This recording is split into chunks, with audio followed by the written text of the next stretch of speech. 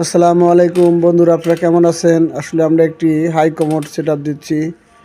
এই হাই কমোডটা হচ্ছে আপনার স্টিলা, কিন্তু এটা আমরা যে মাপ দিয়েছিলাম আসলে এখানে আসলে বসানোর কথা ছিল প্যান, সেই হিসাবে আমরা আসলে পাইপের মুখটা রেখেছিলাম, কিন্তু আমরা না, পরবর্তীতে উনি চেঞ্জ করেছেন আমি হাই কমোড না লাগাবো।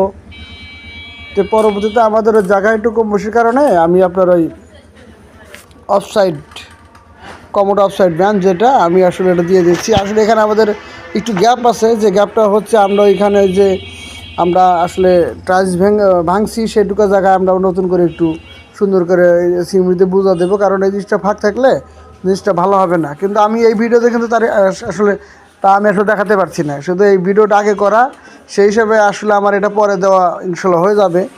সেই হিসাবে আপনারা দেখুন যেই করবেন, আপনার এই কমোড অফসাইড ব্যান্ডটা আসলে জায়গায় একটু কম বেশির কারণে আমরা আসলে